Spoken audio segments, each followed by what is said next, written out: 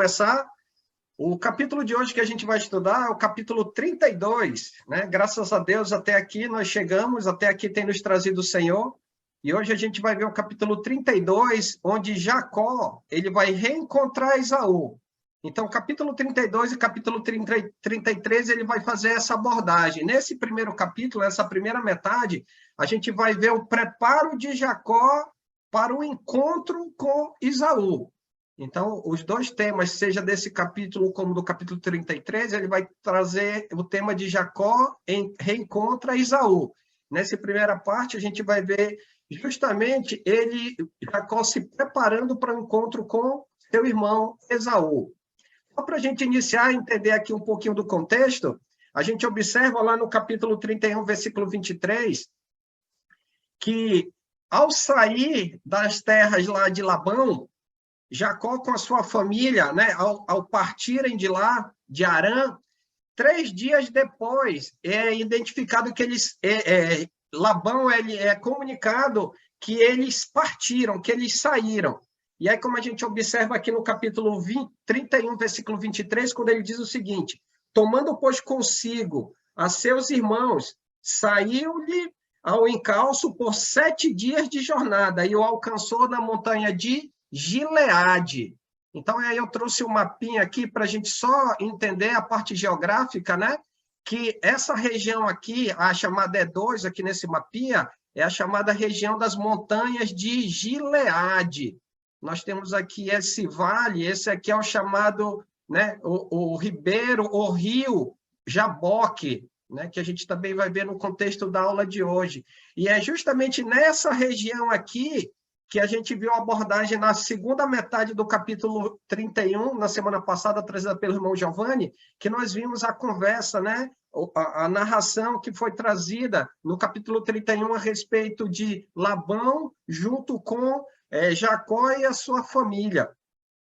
No versículo 32, aliás, versículo 55, depois de toda essa narrativa do capítulo 31, a gente vê que Labão ele se levanta pela madrugada, ele vai lá e beija os seus filhos, né? Beija as filhas e abençoa, né, a todos, e ele volta para casa, ou seja, ele volta para a parte norte. Deixa eu colocar aqui a minha seta. Então, ele vai voltar para a região norte, né? Vai em direção ao norte.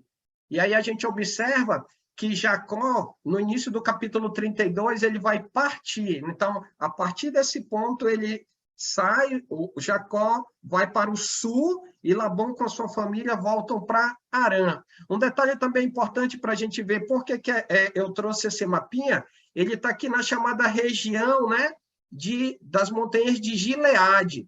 Aqui na pontinha do mapa, tem aqui as montanhas de Edom no E4, esse relevo aqui ó, já é o norte, né, da região, da província, né, daquela parte onde habitava o irmão de Jacó, no caso Esaú. Então, ele vai mandar os mensageiros, como a gente vai ver no decorrer da aula de hoje, em direção a Edom, para comunicar que Jacó está indo na direção do seu irmão. E aí a gente vai observar lá no capítulo 32, versículo 1, o Giovanni até citou no final da aula passada. Vamos abrir lá no capítulo 32, versículo 1 e versículo 2. Gênesis capítulo 32, versículo 1 e 2. Nesse primeiro ponto, nós vamos ver o preparo de Jacó para o reencontro com Esaú. Então, ele vai fazer, né, os meios e como é que ele vai se sentir após encaminhar mensageiros até o seu irmão.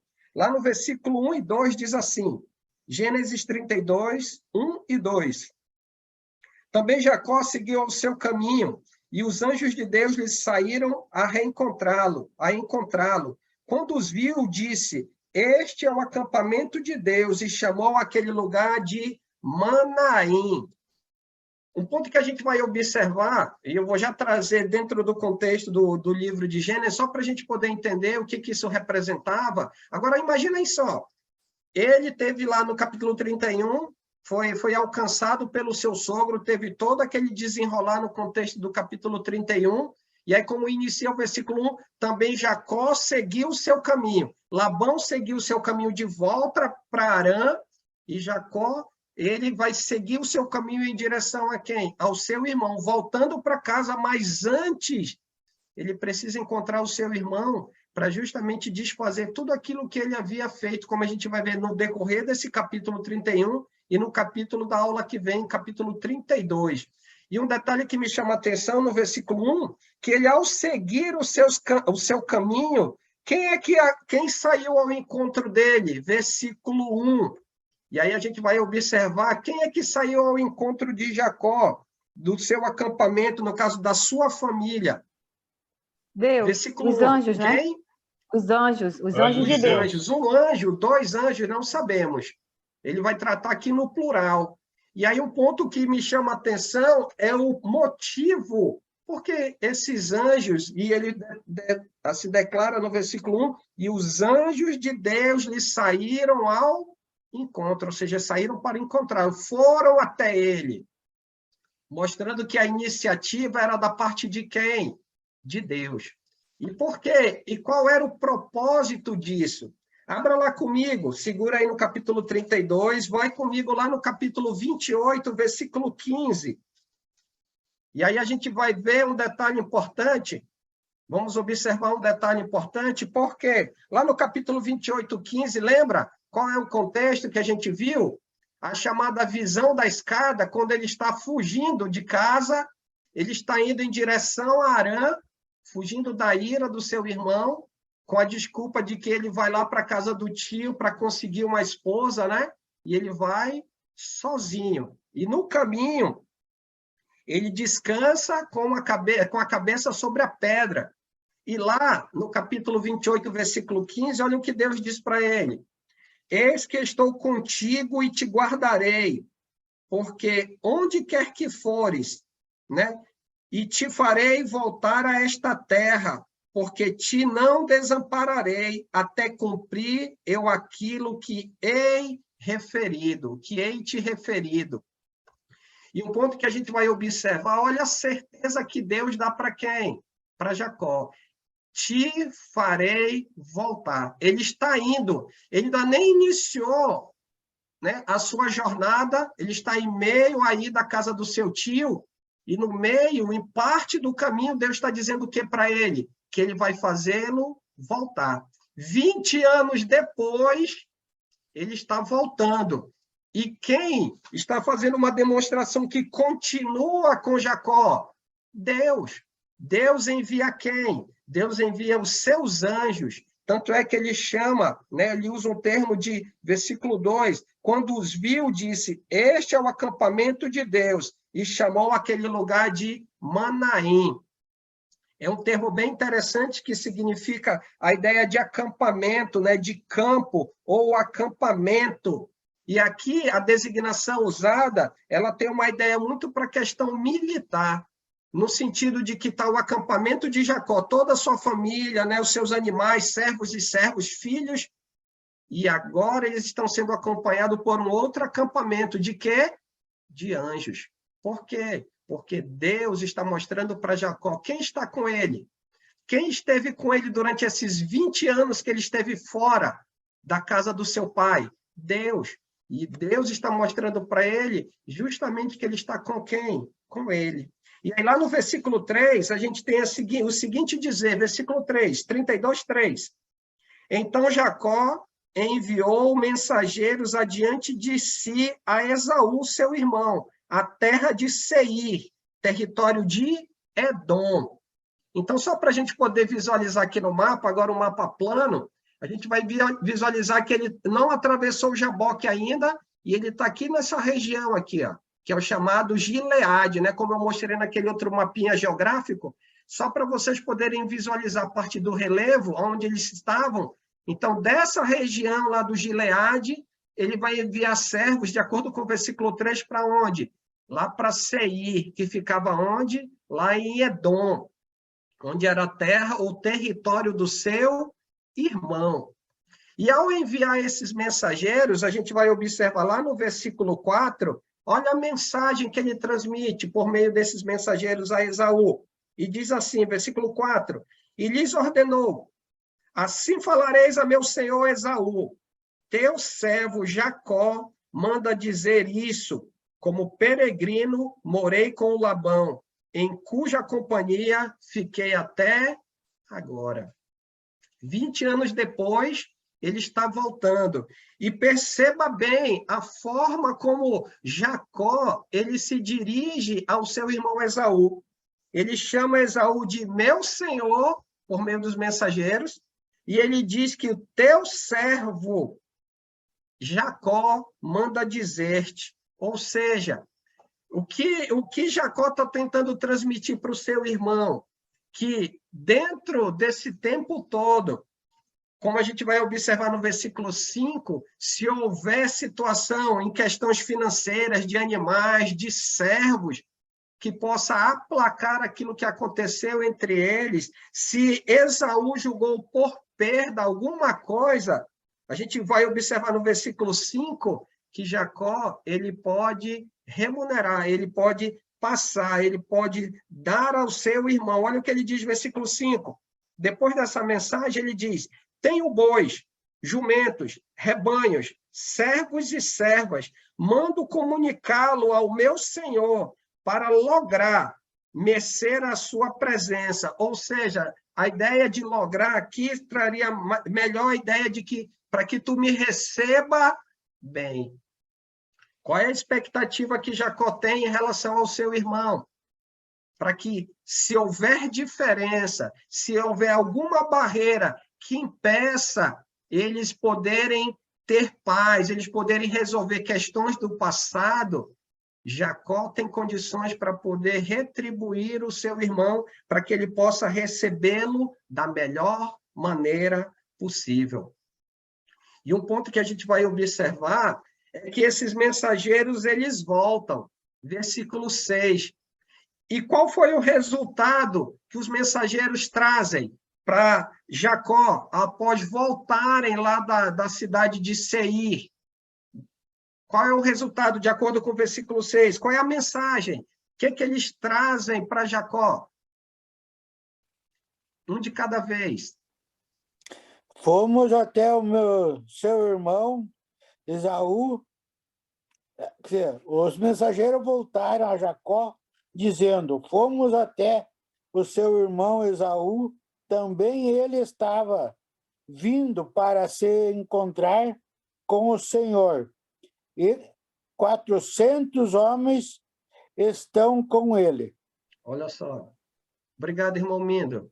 Então, qual foi o resultado? Ele manda os mensageiros levar a mensagem, mostrando que ele tem o seu irmão como seu senhor, ele se coloca como servo, ele fala de uma maneira breve a respeito dos recursos que ele tem, e o resultado dessa mensagem fez o quê?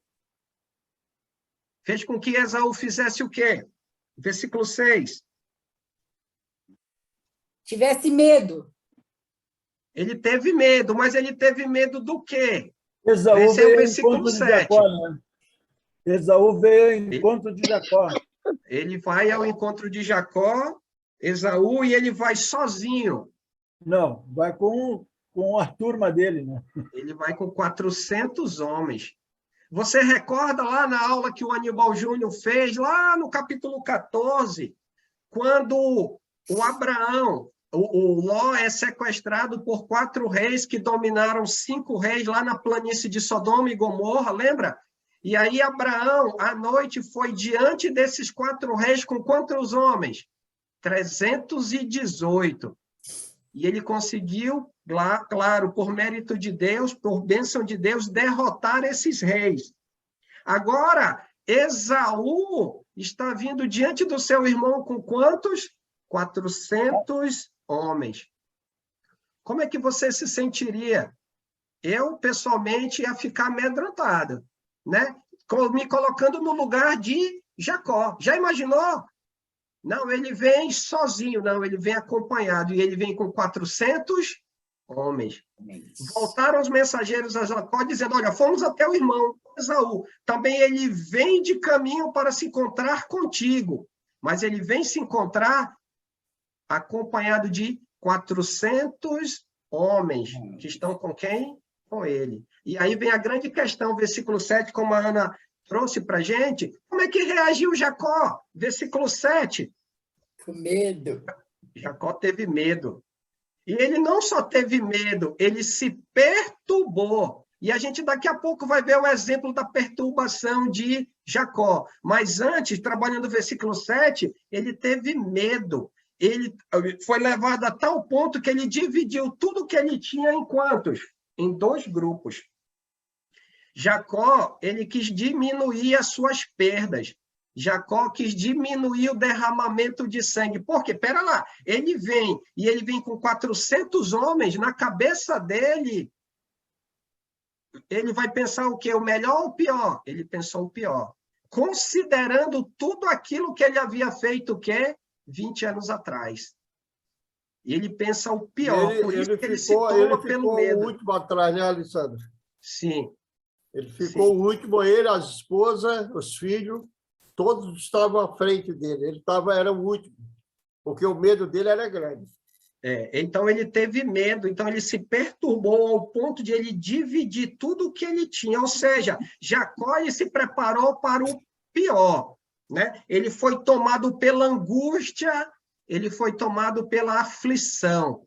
E aí ele pega e vai dividir toda a sua família, todo o seu acampamento, usando o termo lá do versículo 1, ele vai dividir em 2, justamente para reduzir o quê? Para ele ter as suas perdas, o quê? Reduzidas. Quando eu e você estamos aflitos, quando nós estamos passando por dificuldade, qual é a primeira coisa que nós lembramos em fazer? E aí é o que Jacó vai fazer. Versículo 9, o que ele vai fazer? Ele vai orar. Ele vai orar. E ele vai orar para quem? Ele vai orar para o Senhor. E olha lá o que ele diz, versículo 9. E orou Jacó, Deus de meu pai Abraão, e Deus de meu pai Isaque, ó Senhor, que me dissestes, torna a tua terra e a tua parentela, e te farei bem. Um ponto que a gente vai observar dessa promessa aqui, dessa ordem, ele recebe de Deus lá no capítulo 31, como o Giovanni abordou semana passada, lá no versículo 13. E o que ele vai fazer, Jacó? Primeiro, ele vai lembrar, como se ele estivesse dizendo a Deus aquilo que Deus havia dito, como se Deus precisasse ser lembrado. Então, a ordem de Deus é, vai, torna a tua casa, versículo 9, a tua parentela e te farei bem.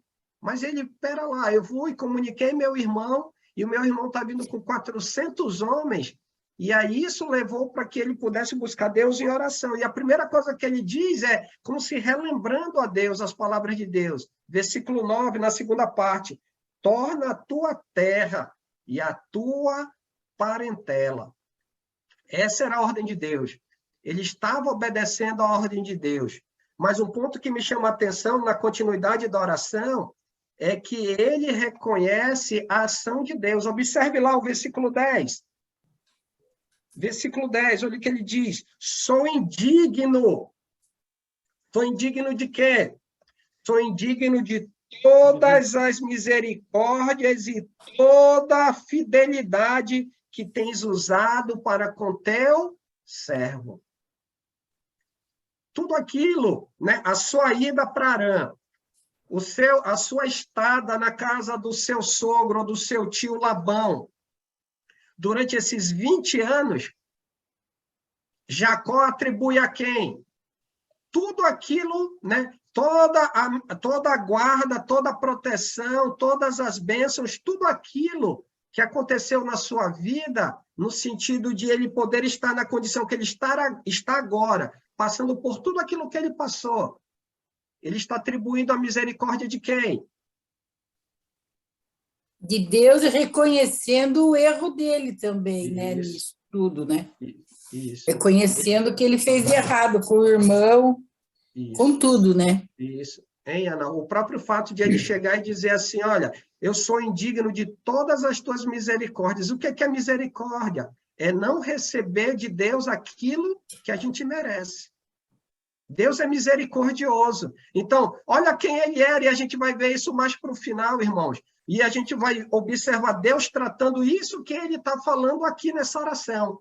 No trecho final, a gente vai observar esse ponto bem interessante, ao atravessar o Jaboque. Mas antes de chegar lá, ele também agradece a Deus por sua fidelidade. Só que mesmo tomado pelo desespero, pela aflição, a gente percebe que Jacó, ele está lembrando da fidelidade de Deus nesse momento, ele está orando, mas ele está como homem tomado pelo medo, pela aflição, né? Ele não sabe, né, como a gente ouviu hoje pela manhã na pregação, ele não sabe segundos de tempo da sua vida, ele não sabe o que vai acontecer daqui a pouco. Por isso que ele está buscando a quem? A Deus de misericórdia e ao Deus de toda fidelidade. E olha um outro ponto que ele observa no versículo 10, na segunda parte, quando ele diz, olha, pois com apenas o meu cajado atravessei esse Jordão, e agora eu já sou o quê? 2 bandos. Olha lá a quantidade da misericórdia, a quantidade da fidelidade, o resultado de Deus. É como se ele estivesse dizendo assim, olha, só com a roupa do corpo eu saí da casa dos meus pais. E olha como é que eu estou agora. Em 2 bandos, ou seja, ele tem bastante bem para dividir em 2 partes. Ele saiu só com o cajado. E olha como é que ele está voltando para a terra. Isso é mérito de quem? De Jacó? De modo nenhum. Isso é mérito da misericórdia e da fidelidade de quem? Do Senhor. E uma lição para a nossa vida é justamente a gente reconhecer isso. Quem nós somos? A gente, não, eu sou isso, eu sou aquilo. Não. Nós somos frutos. Aquilo que temos é fruto da ação, da misericórdia e da fidelidade de Deus para com as nossas vidas. Perdão de pecados, Espírito Santo, essa família que nós temos hoje em Cristo, temos o privilégio de ter isso graças ao quê? Graças à misericórdia e à fidelidade de quem? De Deus. Antes da pandemia, eu não conhecia a Ana, o Giovanni, o irmão Valdivino. A gente não tinha esse privilégio de, como família, num só espírito, ter a oportunidade de, assim, compartilhar a palavra, aprender um com o outro, nos sentirmos motivados de orarmos um pelos outros. Estávamos em Cristo, mas nós não nos conhecíamos como a gente tem esse contato hoje. Graças ao quê? A misericórdia e a fidelidade de quem? Do Senhor. Pode falar, Davi.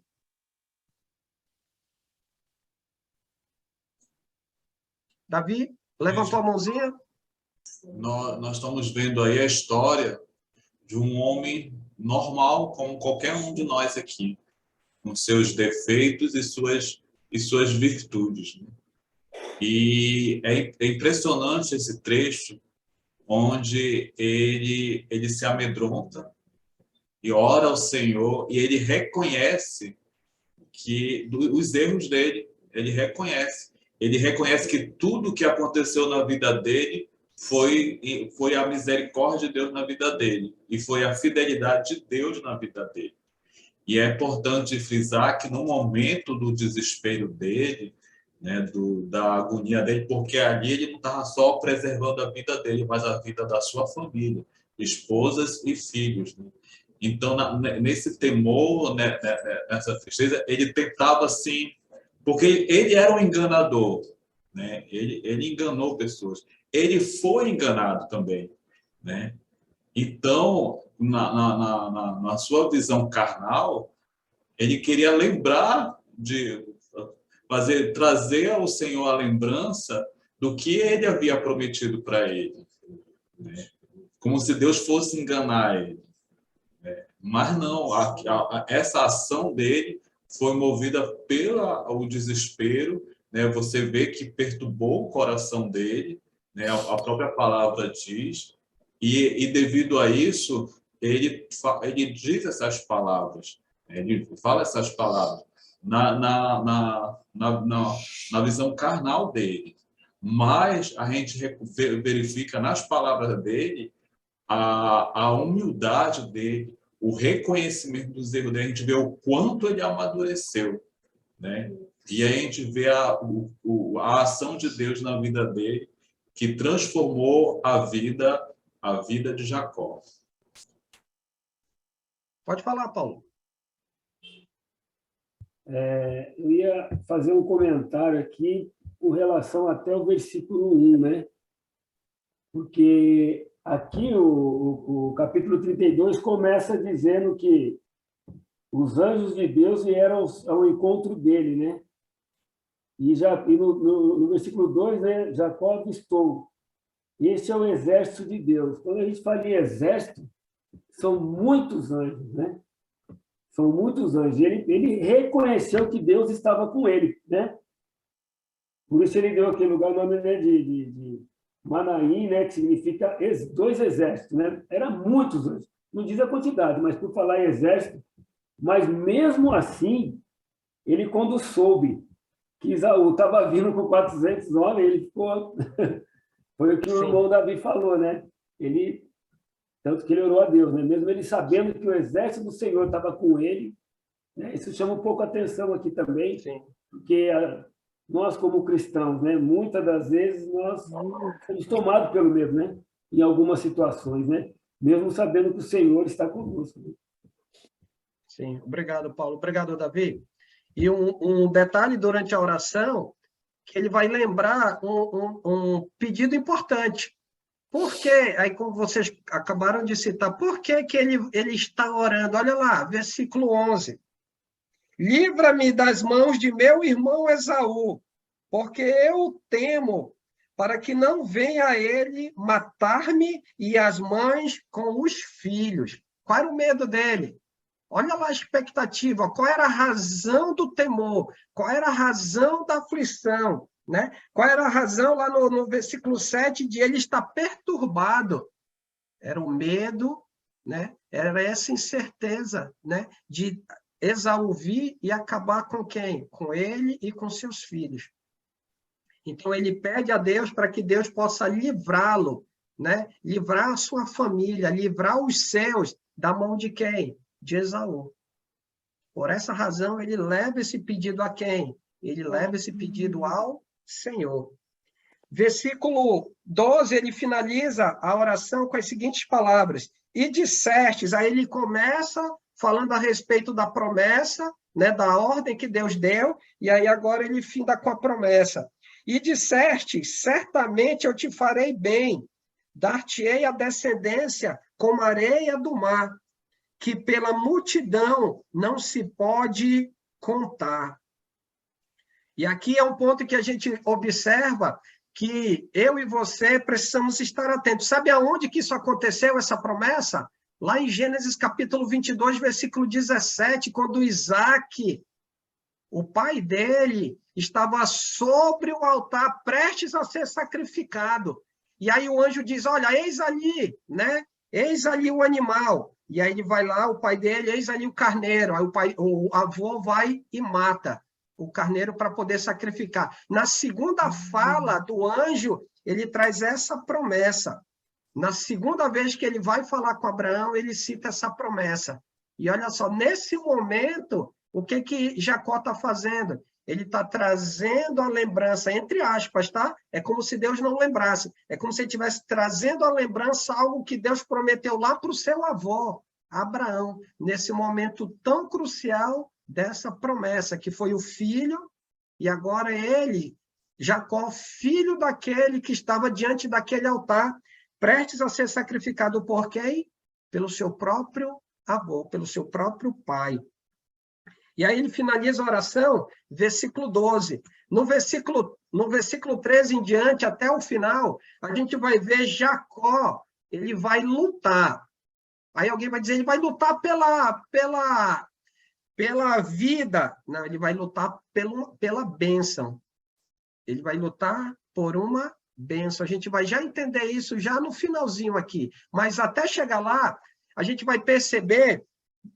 Eu já tive noites difíceis, com certeza você já teve uma noite difícil, e considerando o estado mental de Jacó naquele momento, por 3 vezes a gente vai ver a citação, aquela noite, né? Ficou aquela noite, naquela mesma noite. Pensa numa noite longa, essa noite aqui na vida de Jacó. Por quê? Por toda essa aflição, todo esse medo, toda essa angústia que ele está passando. Observe comigo o versículo 13. E tendo passado ali aquela noite, separou do que tinha, né? Separou do que tinha um presente para seu irmão Esaú. Então, ele não perdeu tempo. Ele ora a Deus, e o que ele vai fazer? Naquela mesma noite, ele vai separar 5 rebanhos. 5 rebanhos de 5 tipos de animais diferentes. Vai dar mais ou menos o cálculo aqui em cerca de 580 animais, de 5 rebanhos diferentes. E ele vai pegar servos para conduzir esse rebanho, e vai colocar um espaço entre um rebanho e outro. E esse rebanho vai ir adiante dele, um por vez. E cada um deles vai ir até indo até Esaú, levando uma mensagem de Jacó. Olha só, versículo 14. E separou o que tinha: 200 cabras e 20 bodes, 200 ovelhas e 20 carneiros, 30 camelas de leite com suas crias, 40 vacas e 10 touros, 20 jumentas e 10 jumentinhos. E entregou às mãos dos seus servos, versículo 16. Cada rebanho à parte disse aos seus servos: passai adiante de mim e deixai espaço entre rebanho e rebanho. Então, vai partir um rebanho. Não sei como é que ele fez a divisão de tempo ou de espaço entre um ou outro, mas a gente pode ver que tem uma determinada separação entre um rebanho e outro. E eles vão levar uma mensagem. Versículo 17. Quando ordenou ao primeiro, dizendo: quando Esaú, meu irmão, te encontrar e te perguntar: de quem és? Para onde vais? De quem são estes que estão diante de ti? Aí eles vão dizer: responderás, versículo 18, são de teu servo Jacó. É presente que ele te envia ao meu senhor Esaú. E eis que ele mesmo vem vindo atrás de nós. Primeiro rebanho, indo na frente, encontrou Esaú e os seus 400 homens. Ele vai levar essa mensagem. Segundo rebanho, chega até Esaú, traz essa mesma mensagem, e assim sucessivamente. E aí lá no versículo 18, né, como a gente viu, essa mensagem, ou seja, o teu servo, olha mais uma vez, como ele falou lá no versículo 4, a mensagem para o seu irmão, e agora, novamente, ele se coloca na situação de servo. Por quê? Quem é o mais velho? Esaú. Só que ele fez o que fez lá atrás, como a gente vai ver já já, e ele fez o que fez, ele está tentando o quê? Corrigir. Como? A priori, com presentes, encaminhando presentes. Para se caso o seu irmão venha, né, ele possa aplacar, no sentido assim, ele possa diminuir a ira, o desejo, aquilo que o seu irmão tem contra quem? Contra ele. E aí, vez por vez. Versículo 21. Assim passou o presente para diante dele. Ele, porém, ficou aquela noite no acampamento. Então, terminou de separar os animais. Ele colocou um rebanho após o outro, passando à sua frente. E aí ele resolveu dormir. Considerando o estado que ele estava, será que ele conseguiu dormir? Não, de forma nenhuma. Um ponto que a gente vai observar no versículo 22, só para eu fechar aqui esse slide, por que ele mandou esses presentes? Para ele mostrar para o seu irmão que a sua passagem lá em Harã, ela foi o quê? Bem-sucedida. Ela foi bem-sucedida. E ele tinha condições, né, para poder doar, para presentear, melhor dizendo, ao seu irmão, visando o quê? Aplacar, né, tudo aquilo que ele pudesse vir contra quem? Contra ele. Então, ele deita. Ele conseguiu dormir? Não. Olha o que diz o texto, versículo 22. Levantou-se naquela mesma noite. Deitou. Como diz, né, o costume, virou para um lado, virou para o outro, nada, insônia, pensando, angustiado, ansioso. E aí o que é que ele faz? Naquela mesma noite, versículo 22. Levantou-se naquela mesma noite, tomou suas 2 mulheres, suas 2 servas e seus 11 filhos e transpôs o val de Jaboque. Ele transpôs o val de Jaboque. Então, ele, de noite, já imaginou todas as crianças deitadas, dormindo, as esposas, as servas, levantou todo mundo de uma maneira súbita. Vamos lá que a gente vai precisar ir, porque, lembra, ele vai dividir em 2 partes. Então, ele vai separar, ele vai se separar, ele vai se afastar de quem? Dos seus filhos. Por quê? Justamente visando o quê?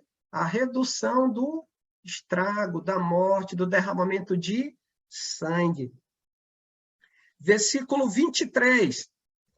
Então, o que ele fez? Jacó vai atravessar as mulheres, as 2 servas e os 11 filhos pelo chamado Ribeiro de Jaboque. Lembra lá no início que eu mostrei, naquele mapa, mostrava o relevo? Nessa imagem ao fundo, né, do fundo do slide, é um trecho desse ribeiro chamado Jaboque. Ele era um dos afluentes do rio Jordão. Ele tinha cerca mais ou menos de 8 quilômetros, né, de extensão, e ele ficava a cerca de 30 quilômetros do Mar Morto. Então, ele tinha uma distância nesse trecho, né, quando eu digo nesse trecho, no Ribeiro do Jaboque, ele vai fazer a travessia. Né? Aí eu trouxe essa imagem só para você poder entender. Não é o rio Amazonas, mas é um ribeiro, vamos dizer assim, é um pequeno rio, né? Provavelmente que dava para se atravessar a pé, provavelmente. E aí, então ele ultrapassa a sua família, né? Agora, um detalhe que a gente vai perceber, versículo 24 ao 26. O que aconteceu, né, após Jacó ficar sozinho naquele lugar?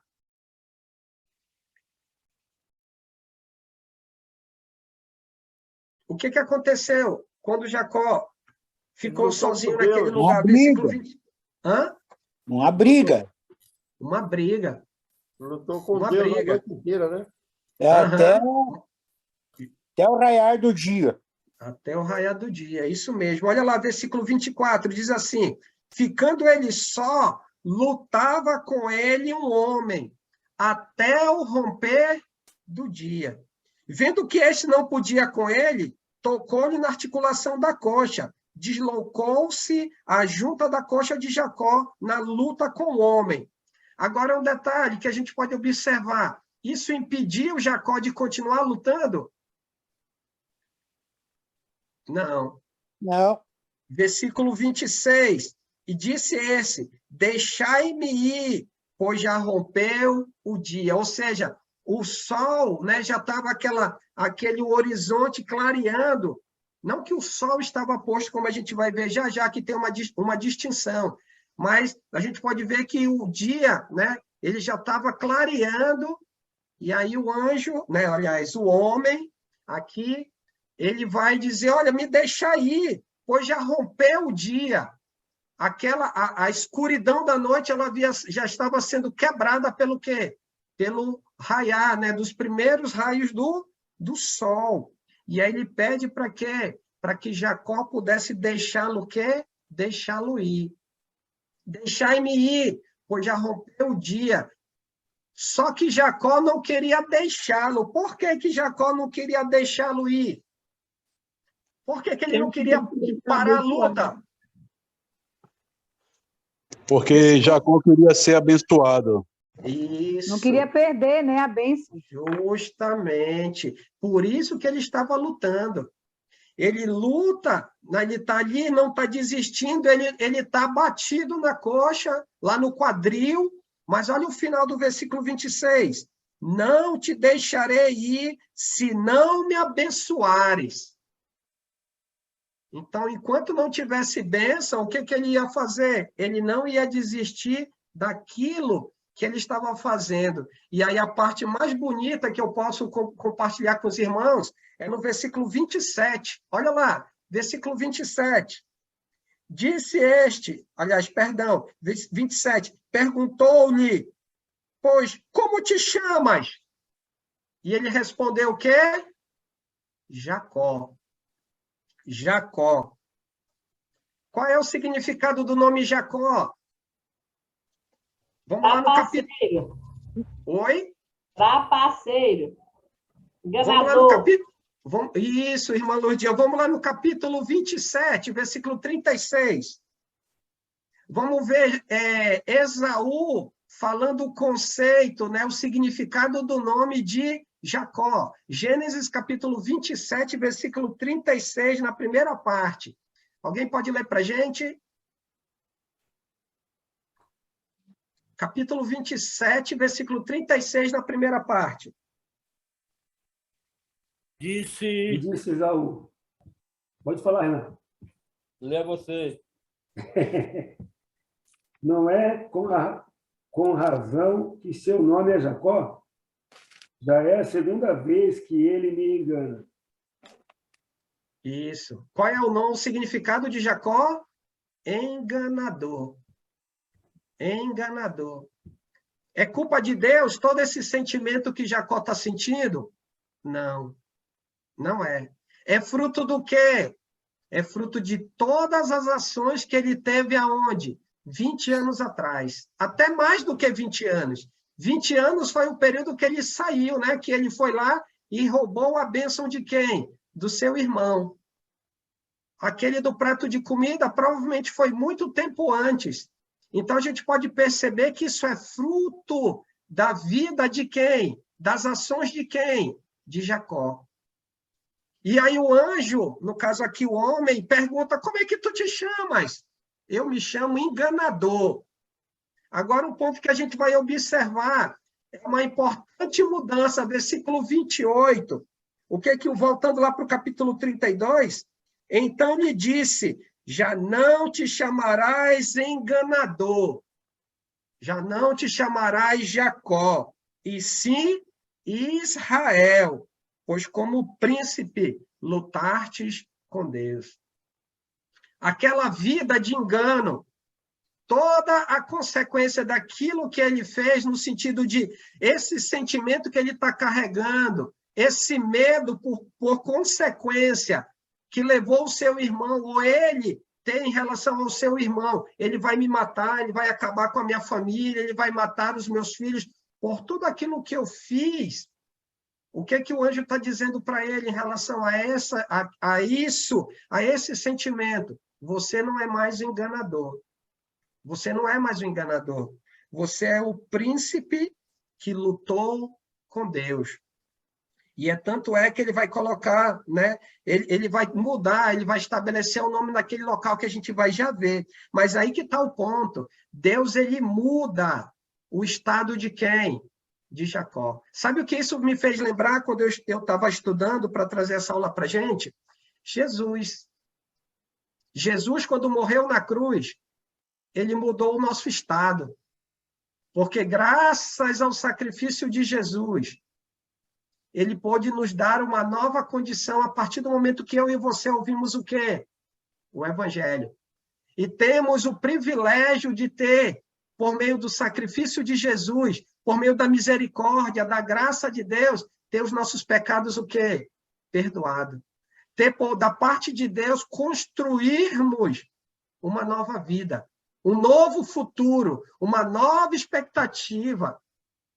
E Jacó, né, ao lembrarmos isso, a gente pode sentir como sentiu Jacó naquele momento, considerando aquilo que aquele homem estava dizendo para ele naquele instante.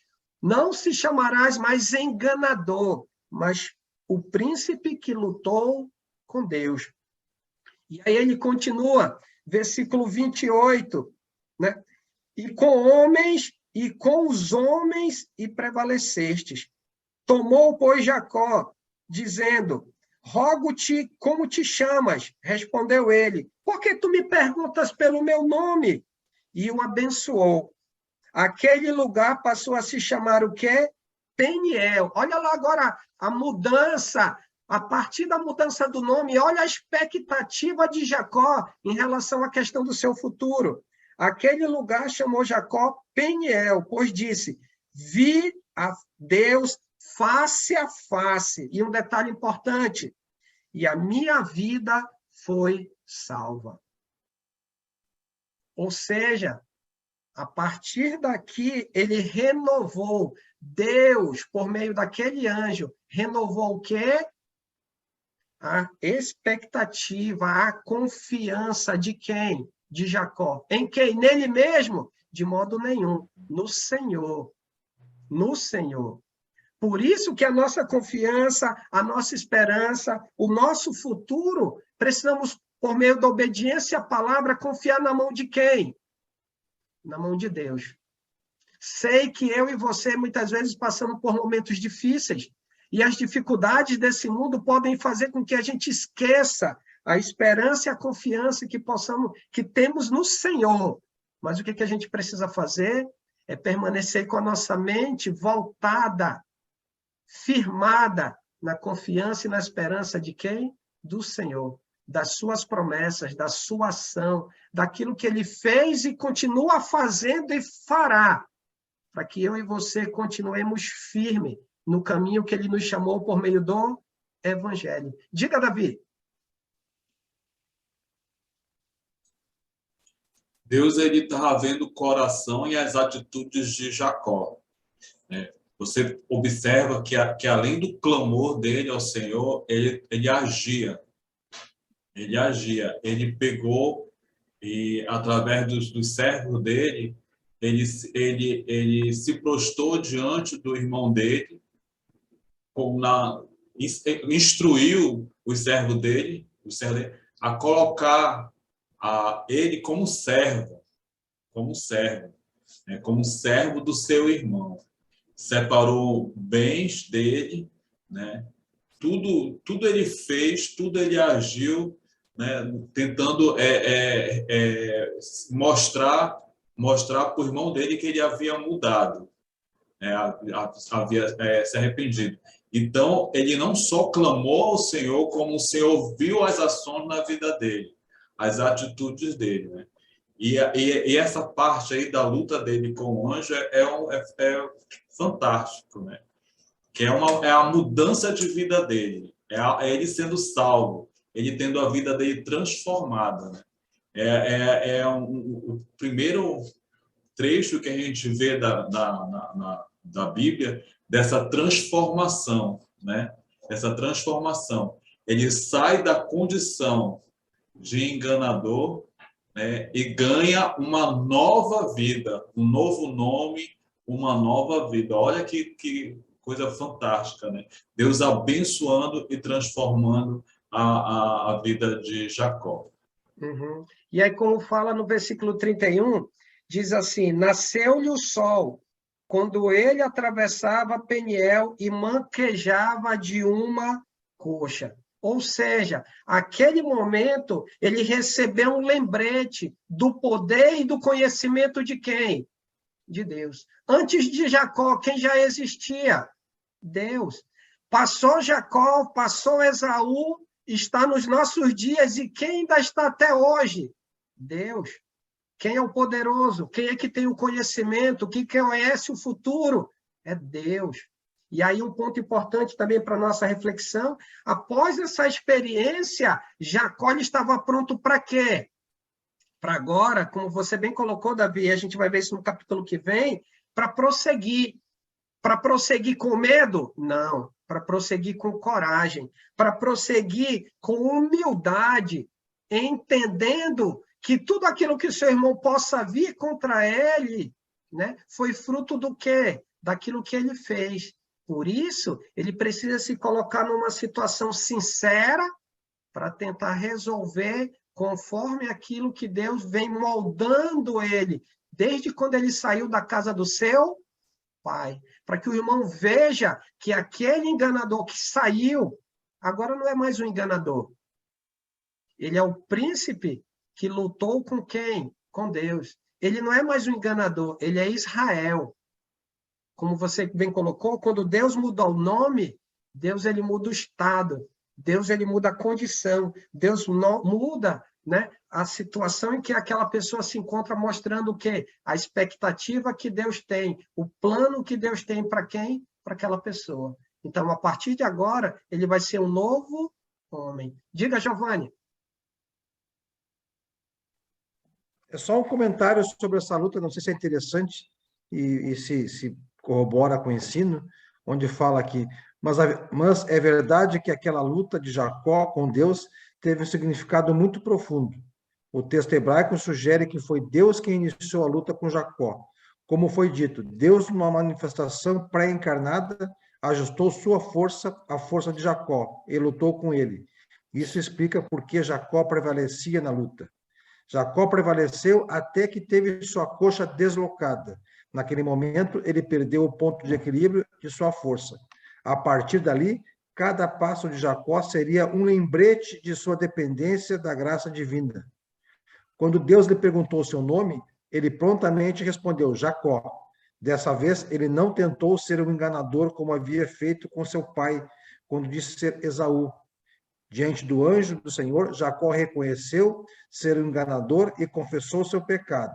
Foi ali que Jacó verdadeiramente teve um encontro com Deus, e não teve apenas seu nome mudado, mas teve a sua vida transformada. Ao lutar com Deus, Jacó prevaleceu por sua força, capacidade ou qualquer habilidade. Não prevaleceu por sua força, capacidade ou qualquer habilidade. Jacó lutou com Deus e prevaleceu por sua fraqueza, por sua sinceridade, por sua contrição, quebrantamento e humildade. E um detalhe importante, a gente pode ver que depois da luta, o que acontece? Nasce o sol. E aí, quando o sol nasce, é um novo começo, né? Então, a gente pode ver, olha só, de maneira simbólica, ao findar a luta, o que acontece? O sol, né, ele nasce, dando a entender que, a partir daquele momento, é uma nova vida. Como você bem colocou, né, citado aí no comentário, a cada caminho, a cada passo dado por Jacó, ele ia lembrar do quê? Daquele momento que ele estava frente a frente com quem? Com Deus. Você levantou a mãozinha, Renata?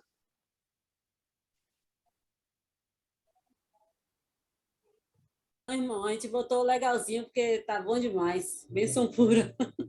Graças a Deus, graças a Deus. Mais alguém? Alguma pergunta ou comentário para antes de a gente finalizar? Gostaria de contribuir dentro disso que a gente viu, esses 32 versículos. Oi, irmão Alessandro. Oi, diga. Nessa passagem aí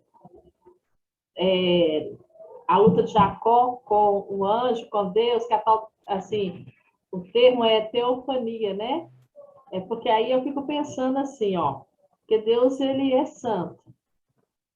Então, nesse momento aí, ele lutando com Jacó, que é um pecador, sabe? Eu sempre quis entender melhor essa parte, se o irmão puder me falar algo, né, assim, para ficar mais claro, assim, sabe? Até para explicar para outras pessoas, né? Obrigada. Um ponto que a gente pode perceber, Lourdinha, é, por exemplo, o lutar no sentido que, se a gente for perceber, sendo anjo, ele era superior a Jacó, em termos de força, em termos de grandeza. Mas o que ele vai trabalhar com Jacó? O que Jacó estava precisando entender naquele momento? A misericórdia e a fidelidade que Deus teve para com ele. A gente pode perceber que ele foi lá, encaminhou, ele ia para casar. Aí, em vez de casar com uma, ele casou com duas. Não contente, cada uma das esposas deu uma outra serva para que ele pudesse ter filhos. Tanto é que na oração ele trabalha misericórdia, né? E fidelidade. O que Deus mais fez com ele foi o quê? Misericordioso e fiel. É trazendo para nós hoje. Será que hoje, na nossa vida, no nosso dia a dia, será que Deus não tem lutado para que a gente possa ser aquilo que Ele espera que a gente seja de acordo com a palavra? E para que isso aconteça, Deus vai ser o quê? E continua sendo o quê? Misericordioso e fiel. Por quê? Porque Ele não pode ir contra a sua própria palavra. Nós, como pecadores, no sentido assim que falhamos, né? Nós, como pessoas falhas, né? Frágeis, Deus, ele tem lutado para que a gente possa continuar, para que a gente não possa se desviar, para que a gente possa permanecer, para que a gente possa resistir, porque, como eu comentei logo no início, ele foi tomado pela emoção, pelo medo, pela aflição. Muitas vezes nós somos tomados, né? Até citei naquela parte da noite, pense numa noite longa, que ele deitou, virou para um lado, virou para o outro, e disse para a família, ó, vamos embora, é melhor vocês irem, então ele vai e leva a família. Então, eu entendo esse lutar justamente isso, para que ele entenda, como o Giovanni bem colocou no comentário que ele leu, para que ele entenda o seu lugar dentro do plano. Quem depende de quem? Quem é poderoso? Né? E a gente, como aqueles que carecem da glória de Deus, precisamos buscar obedecer, abrir mão daquilo que nos afasta de Deus, porque senão vamos viver longe. E aí, com isso, o que Deus fez com a mente de Jacó? Ele deu certeza, tanto é que ele clamou, né, no versículo 30, a minha vida foi salva. A aflição, o medo, o pavor da morte, tudo saiu a partir daquele momento. Por quê? Porque Deus conseguiu moldar, por meio daquela situação, quem? A mente, a vida e o rumo do futuro de quem? De Jacó. Não sei se deu para ficar claro, irmão. Amém. Diga, irmão França. Boa noite, irmãos. Paz de Cristo. Eu não sei se entendi bem a pergunta da irmã, mas ela falou que Deus brigando pelo um pecador e tal, e a gente pode refletir que Deus ele sempre tem lutado por todos nós, porque todos nós somos pecadores. Não foi à toa que Jesus Cristo foi à cruz para tomar o nosso lugar de pecador, né? Então, Deus ele sempre está guerreando, ele sempre está lutando por todos nós. E por isso ele lutou junto com Jacó. Sim. Obrigado, irmão França. E aí um ponto também que o senhor comentando me fez assim também refletir, é o esforço dele pela bênção. Jesus prometeu vida eterna. A gente precisa permanecer lutando, né? Persistindo, tentando vencer os nossos anseios, as nossas expectativas, essa expectativa do mundo, para quê? Para que a gente alcance esse plano maravilhoso que Deus tem para a nossa vida. Possamos realmente valorizar o sacrifício de Jesus, todo o plano de Deus ter deixado a sua palavra, né? Muitas vezes, no curso do DBF, quando eu estou ensinando para os alunos, eu sempre trabalho, olha, não vamos ouvir os homens, não me ouçam, ouçam a palavra. E é isso que a gente precisa fazer. Às vezes, os problemas, as dificuldades, parece que elas têm um volume mais alto do que a palavra. Não, precisamos ouvir a palavra. E é nela que vamos enxergar e ter a plena certeza de que todo esforço, né, de tudo aquilo que a gente entrega para o Senhor, é válido, porque Deus entregou o seu melhor para que eu e você hoje pudéssemos ter essa comunhão, termos o Espírito e a presença de Deus aonde? Na nossa vida. Mais alguém, antes de a gente fechar? Sandro, Diga, irmão Aníbal. Já no final, o Jacó, com o seu nome enganador, né? Embora sabendo, mas ele gozava daquela promessa que ele ia ser de uma descendência como foi dado a Abraão, né? Toda a família da terra. Mas, no final das contas, aí, no finalzinho, nesse capítulo 32, até aí ele estava por cima da coisa, né? Ele ia, de qualquer maneira, reconhecer o que ele tinha feito, mas foi preciso Deus chegar e pegar a coxa dele e quebrar, né? Para ele saber a dependência de Deus. Ele precisa de Deus. Então, dessa maneira, depois com a coxa quebrada, acabou a força dele. Então, assim, essa foi uma dependência que nós trazemos também como lição para nós hoje. Nós dependemos de Deus. Sim. E até como o próprio Paulo citou, né, o Paulo César, ele tinha um acampamento de anjos, não um, mas vários anjos, ao redor dele, quando ele está se aproximando lá do Jaboque, e ele estava preocupado com 400 homens. Olha como é a nossa pequenez. Às vezes, no momento de aflição, a gente esquece Deus. O que são 400 homens comparado a uma legião de anjos que estão ao redor? Um anjo bastava para esses 400 homens, ainda sobrava. Então, olha só, nós precisamos, por isso que eu comentei sobre o volume. Às vezes, o volume dos problemas, a pressão dos problemas, parece que tem mais força do que a promessa de Deus. Não. A gente precisa estar pegado à palavra, para que, através da palavra, a gente possa enxergar realmente o poder do Deus que nós servimos. Diga, Renato. Diz que o homem, Jacó, se tornou riquíssimo, né? Mas toda essa riqueza nele não deu a palavra que você faltou falar aí, né? Confiança. Sim. Né? Faltou confiança. Só isso. Peraí, deixa eu falar aqui. Ela quer falar aqui. E também como você ligou com Jesus, Alessandro, mostra que dentro dessa riqueza, toda essa prosperidade que teve, ele não obteve salvação. O presente dele, nada conseguiu salvar ele, senão o Senhor. E assim também em nossas vidas, né? Que a gente aplique isso. Que a gente coloque, como o senhor Aníbal falou, a nossa dependência realmente em todas as áreas em Deus, e não na riqueza, não no plano de saúde bom, não em nada, só no Senhor, né? Sim. Ter paz, né? E a paz. Sim.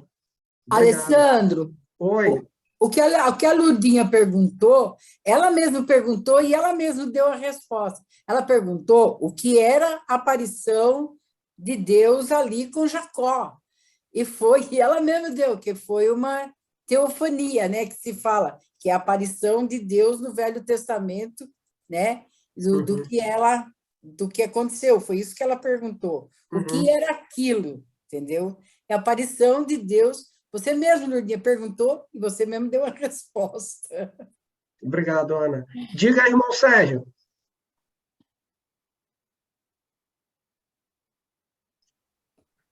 Estava prestando atenção numa coisa. Acho que não é só de Jacó, é de todos nós. Que orar a Deus é a última coisa que a gente faz. Primeiro tem medo, primeiro pensa em todas as coisas que podem acontecer com a gente. Depois a gente ora a Deus. Isso é normal de todos nós. Pode ver, Alessandro. O que foi? Ele primeiro teve medo, fez toda aquela divisão, né? E aí depois foi orar a Deus, né? Toda aquela... E nós somos assim. Quando nós não encontramos mais o último recurso, aí o último recurso é a nossa fonte é Deus. Nós somos bem... Em vez de ser o contrário. Em vez de ser o contrário, primeiro orar a Deus e esperar aí. Nós todos somos assim, né? Pelo menos se fica a entender. Obrigado, irmão Sérgio. Fala, França. E isso também nos faz lembrar de Paulo, né? Paulo tinha um espinho na carne, e isso fazia lembrar a Paulo a dependência de Deus. Como todos nós também, como nós somos dependentes de Deus. Precisamos nos colocar na mão de Deus sobre todas as coisas. Mas muito bom, irmão. Parabéns pelo estudo. Oi, Barbosa. É interessante que cada vez que a gente estuda e busca nas Escrituras, nós temos que se apegar com as coisas do Senhor. A gente vê essa história de tudo acontecendo, as pessoas sendo massacradas, mortas, mas mesmo assim recebe a vitória. E que Deus espera de nós é isso, nós continuamos perseverantes, de desistir jamais. Nós vamos ter problemas, dificuldades, tribulações, as batalhas vão ter todos os dias, todas as guerras, mas a vitória já está garantida no Senhor, para que a gente possa continuar firme com essa fé inabalável, para que um dia a gente possa ver Deus face a face. Amém. É isso que Ele espera de nós. E a gente fica feliz de, numa live, em pleno domingo, a gente está aqui aprendendo da palavra de Deus, degustando desse maravilhoso... Rapaz, é tão gostoso. Então, assim, vamos permanecer perseverantes até o final, para que a gente possa receber a coroa da glória. Amém? Amém, irmão. Semana que vem a gente tem o capítulo 33, que é a outra metade, né, desse contexto. Então, já convidar os irmãos para a gente já fazer a leitura no decorrer da semana e no próximo domingo a gente possa estar juntos, se assim o Senhor nos permitir. Passa a palavra para o Davi com a oração final agora. Tem pedidos, irmão Alessandro? Pode fazer? Pode. Pedir pelo Rafael, aquele jovem gaúcho que está no hospital fazendo quimioterapia, não é convertido ainda, que Deus possa ter misericórdia dele e a quimioterapia surta efeito. E quero também pedir pelo Nicolas, o filho do Alex. Eles acharam ele já, né? E agora ele já está internado. Então, que Deus esteja no controle, a gente tem certeza que está, né? E Deus acalma o coração da Solange e do Alex também, né? Eles estão aflitos com a situação dele. O teu áudio, Davi? Eu posso pedir também... Davi, quero fazer pode. pedido. Vai, Valdevino, pode fazer.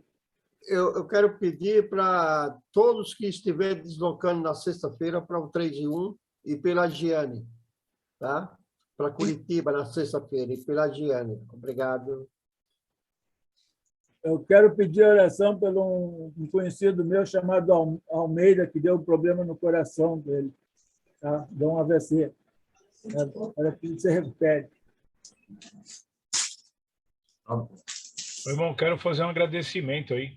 Nós fizemos um pedido pela Nayade, a Virgínia de Sorocaba solicitou aí que ela foi fazer uma perícia, né? Então, Deus está no controle da nossa irmã, a nossa irmã lá de Três Lagoas, a Irene, e agradecer pelo encontro dos jovens que teve, né? Foi muito bom.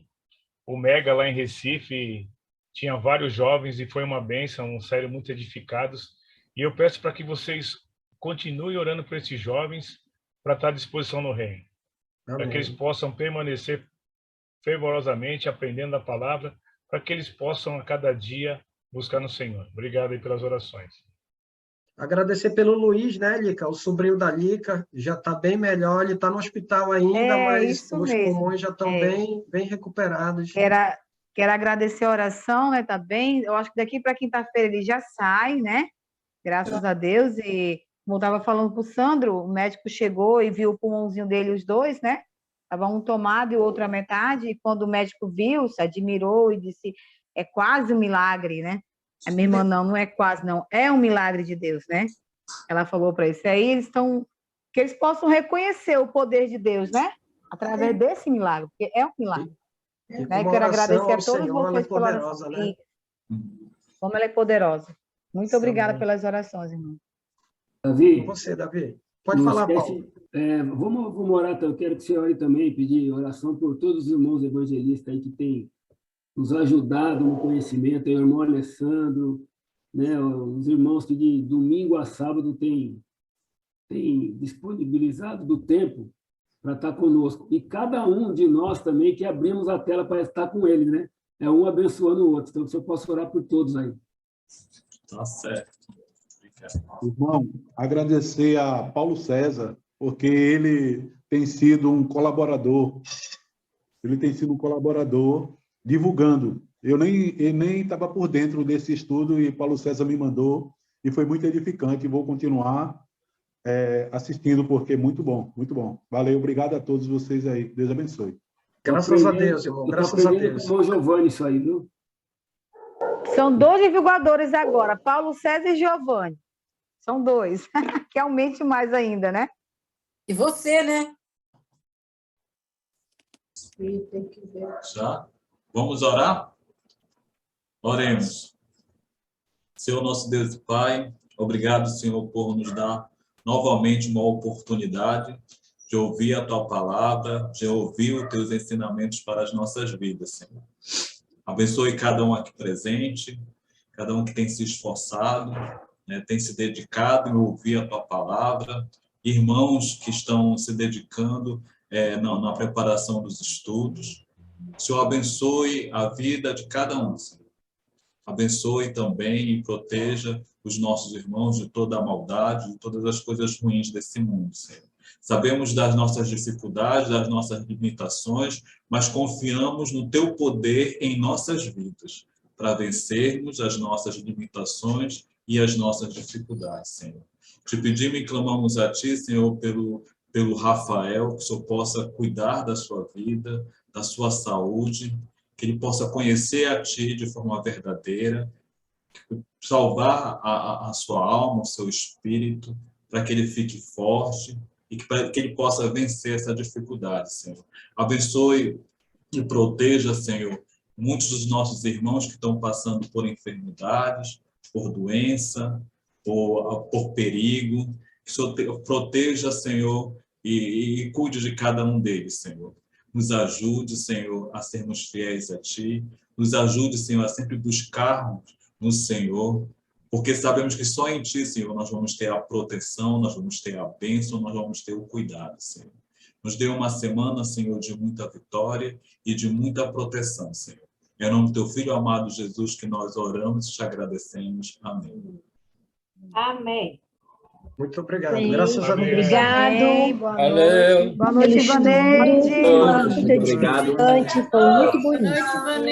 Boa noite, Boa noite. Alexandre. Fernandinho. Quinta-feira, estudo normal, hein? Quinta-feira. Sandro, que Deus continue te abençoando, Amém. mano. Maravilhoso. Sandro, obrigada pela vida, Boa noite a todos. Quinta-feira é às 19, né? Até amanhã, viu, gente? Boa noite. Boa noite, mano. Barbosa, boa noite. É amanhã no